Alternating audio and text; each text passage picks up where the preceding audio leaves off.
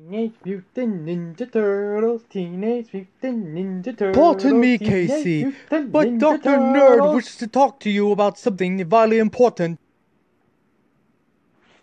I don't say. So, Doc, what you got for us?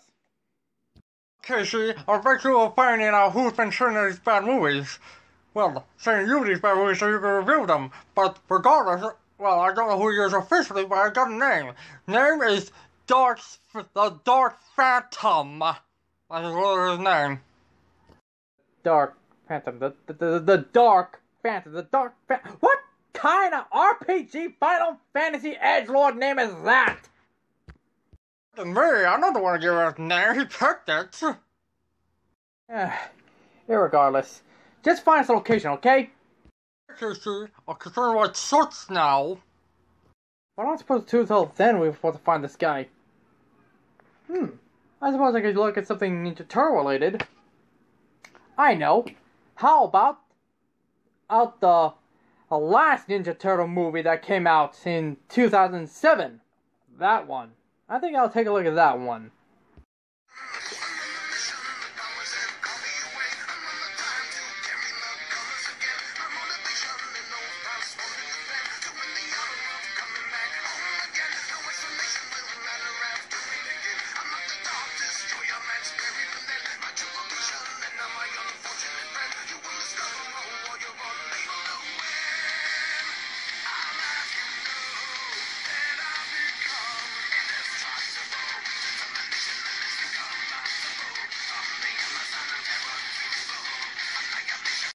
Up, guys, me again. Today we're going to take a look at the TMNT 2007.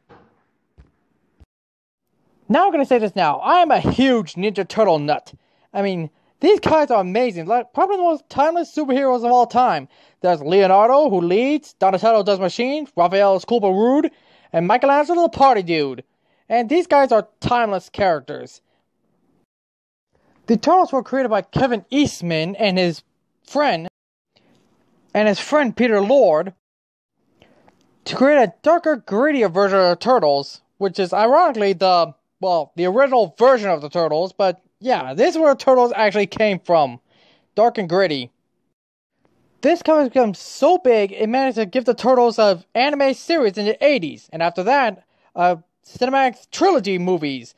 2 better than the third, yeah, but later, Fox gave them another cartoon series that gives the Turtles their justice they deserve after all that crappy movie. And then a fantastic Turtles version, which is, in my opinion, the definitive version. And another up-and-coming animated series that's coming this year, which I'm not very sure what's gonna happen here. But anyway, and, oh yes, the Bay Turtle 2. Yeah, those movies suck. You don't even need to tell you that. But we're taking a look at today's Turtles movie, the one from 2007. Movie has mixed opinions. Like it was confusing and odd. Like the Shredder wasn't a villain in this movie; it was some other guy. But yeah. But I got a few counter arguments for these things. Like number one, where does this place take place? Is it a spin-off of the 2003 version? I'm gonna say yes on that. For you see, this is kind of Leonardo's passion of becoming a great leader, and I know some people say that Leonardo's a bad leader. I disagree. I mean, he's a great leader. He just makes a few mistakes here and there. I mean, what leader hasn't? I mean, I bet even Martin Luther King himself made a few mistakes here and there. And there's also the fact that Raphael is acting out the way he is. He's acting out as sheer anger and jealousy of Leonardo. Like, we all know Raphael and Leonardo have a complicated relationship. Like Raph always thinks that he should be the leader. They are the Turtles 4, or not Leonardo. But, Raphael's tough to anger-inducing to be a leader. Like Wolverine for the X-Men. I mean, why too angry to be a leader?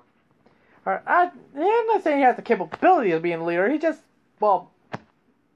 doesn't have the panache of being a leader. I don't know any words to say it, but irregardless. And I continue on. When did this take place? When the Turtles decide to stop fighting crime? Well, it could be the fact that that there was a mistake that the Turtles made a while back, that Splinter forbid them to fight. And so, that could be that. That could be that possibility. And, well, that's all the fact why... And there's also this one, like why this guy did what he did. Becoming immortal. Well, some bad guys usually get what he wants. And they just don't care the consequences. They don't ever think of the consequences. But they have crucial elements, yes. And then and then why the fuck are working for these guys? Well, for the Winters. Well, because ever since the Shredder's demise, they have to be hench ninjas and stuff like that, and have to be for money. And well, originally they was gonna plan a sequel, but it never came to be. It never saw the light of day, and that's too bad.